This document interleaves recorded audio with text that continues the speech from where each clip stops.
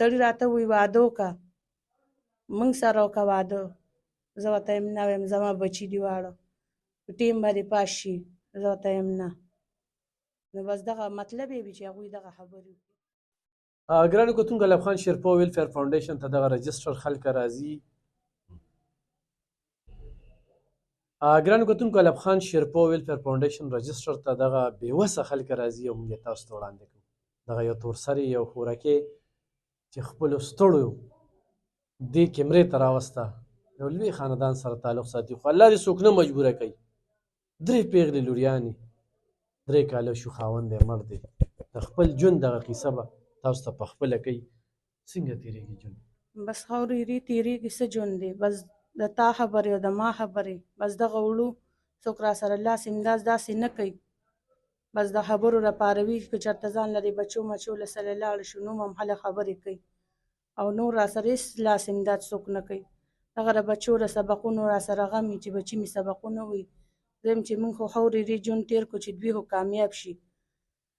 کتابونه نه، پنسلې نه، جامه پیزار یې سم نه. پرون هم وله چا برقه ورکړله وي زه دا وي اچوه. او زوی مې بیمار دی وینې کمه ده، د هغه لپاره مې موبایل او هر څه خرڅ کړلو. کور نه مې لوښي لرګي مې خرڅ کړلو. دویم چې د ده په علاج وشي هېڅ هوس مې نه کېږي او خاوند مې مړ شوی دی او غریبي مې ده. خپل میین هم را سره لاس امداد نه کوي. غم ښادي هم را سره ختمه کړه. د دې د وجې یې ختمه کړه چې ولې که موږ ورشو صبرانه غواړي.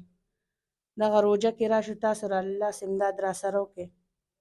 غوړي راکړئ، اوړه راکړئ، وریجې راکړئ. بس دغه ټیم دې پاس کېږي پې.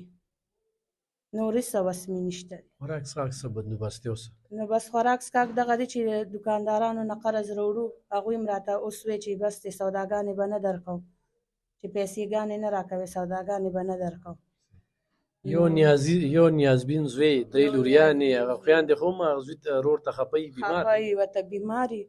بس کله سرکاري هسپتال ته بوځو هغوی پېړه خفه کي، دوایانې وله ورکړي، وینې کمه ده، علاج وله کله هغوی را له 100 روپۍ راکړي، کله څوک راکړي، کله څوک راکړي. نو بس دغه ټیم دې پاس کېږي. نو چې خلک څه درکوي داسې د خپل رضا دپاره خلک خو ډېر نن سبا بس مطلب هم ډېر لټوي. نو بس کو لټوي که نه نو بس موږ مجبوره یو ورشو کور کې ورته ښځو ته وجاړم، کله چا ته وجاړم، کله چا ته وجاړم. نو بس سړي راته ووایي واده وکړه موږ سره وکړه واده. زه ورته یم نه ویم زما بچي دي واړه په ټیم به دې پاس شي. زه ورته یم نه. نو بس دغه مطلب یې وي چې هغوی دغه خبرې وکړي. ځان سره ونیسه. ګرانو کتونکو زه د واده خبرې نه کوم او راتلونکي یو پروګرام کې هم نه کوم. یو سړی وایي چې زه رشته کوم نو 15 مرلې کور نیکه او 400 زما دفتر تر وخت راتلی شي. 15 مرلې کور یعنې دې ځله کې اخیستل په خپل نوم یې واله څه چا په نوم نه. وادو کې بیا تاسو رضا شي بویه ځه.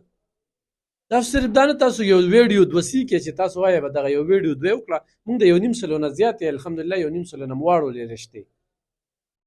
خو مسله دا ده چې بیا خلک امداد په ځای پرېږدي واده واده واده واده. د دې د وجې چې کوم دی نو چې موبایل نمبر د چا ورکړو نو هغې د مخې سره بلاک کړي. تاسو موبایل شته؟ نه موبایل لا سره نشته دی. د زوی لپاره مې خرڅ کړی دی. په دې باندې زموږ اکاونټ نمبر د ګرانو کتونکو ستاسو 1 روپۍ به ابدي ته رسي. دا خو نن دا د ماښام له بچو لسې یوسي یو ټیم به پرې تېر شي نو ډېره حقداره ده. دې ته یو کاروبار پکار دی، بچو دغه تعلیم یې پکار دی ضرور ورسره